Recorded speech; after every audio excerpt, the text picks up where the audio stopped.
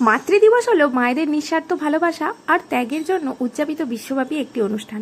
সেই অনুষ্ঠানটা বুবুদের স্কুলের তরফ থেকেও প্রতি বছর উদযাপন করা হয়, আর আমি এই বছর সেই অনুষ্ঠানে উপস্থিত ছিলাম। যেহেতু বুবু এই প্রথম বছর স্কুলে ভর্তি হয়েছে, দিনটা না সত্যিই বলতে আমার কাছে কেন, স্কুলে যত ছাত্রছাত্রী আছে সবার মায়ের কাছেই খুব স্পেশাল। কারণ আর যাই হোক, স্কুল থেকে তো আমাদেরকে মা হিসাবে একটা সম্মান দেওয়াই হয়, তাই না? সেই জন্য একটু সাজুগুজু করে স্কুলে পৌঁছে গেছিলাম। আর স্কুলের সেই দিনের যে অ্যাটমসফিয়ারটা ছিল সত্যি অসাধারণ।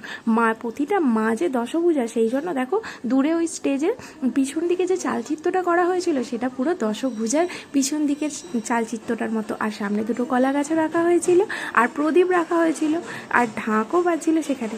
যদিও ব্যাকগ্রাউন্ডে তোমরা সেটা আস্তে আস্তে শুনতে পাচ্ছ। যাই হোক, আমরা সামনে অপেক্ষা করছিলাম, আমাদের ব্যাচ পরিয়ে বরণ করে নেওয়া হচ্ছিল। তারপর স্টেজে সম্মান দেওয়া হচ্ছিল একটা উপহারের মাধ্যমে। সেই উপহারটা তোমাদের না হয় বাড়ি গিয়ে দেখাবো। যারা মায়েরা পৌঁছে গেছে তাদের অলরেডি সমস্ত ওই গিফট দেয়া আর তাদেরকে একটু বরণ করে নেওয়ার কাজ কমপ্লিট হচ্ছে। আর আমি ততক্ষণ একটু বসেছিলাম, কারণ ততক্ষণও বুবু বেরোয়নি। যাই হোক, বুবু এসেও গিয়েছিল তারপর আমি আমার গিফটটাও পেয়ে গিয়েছিলাম। আর যা যা দিয়েছে সেটা বাড়ি গিয়ে দেখাবো। বুবুর মুখটা দেখছো শুকিয়ে গেছে, কারণ কি সেদিন প্রচণ্ড রোদ উঠেছিল, ওর শরীরটাও ভালো ছিল না। তো চলো তাড়াতাড়ি করে আগে বাড়ি চলে যাই। আর আমার মুখের হাসি তো আর ধরছিল না। বাড়ি চলে এসেছিলাম, চলে এসে ড্রেসটা আগে চেঞ্জ করে নিয়েছি, কারণ গরম ছিল প্রচণ্ড। আর না, সত্যি বলতে এই সম্মানটা পেয়ে আমি যে কী খুশি হয়েছি তোমাদের বলে বোঝাতে পারবো না। তাই আনন্দে কিরম পাগলের মতো ব্যবহার করছিলাম আমি। যাই হোক, আমাকে দিয়েছিল হচ্ছে জল আর দিয়েছিল ছাতা।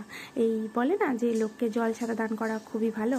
যাই হোক, জল আর ছাতা, সত্যি বলতে না আমার ঘরে এই স্টিলের ট্রে ছিল না, সেই জন্য এই যে স্টিলের ট্রেটা পেয়ে তো আমি আরও বেশি খুশি হয়ে গেছিলাম। আর তার মধ্যে ছিল হচ্ছে দুটো গাঁদা ফুল আর মিষ্টিটা সবার জন্য, মানে বাড়িতে যারা আছে সবার জন্য মিষ্টি দিয়েছিল।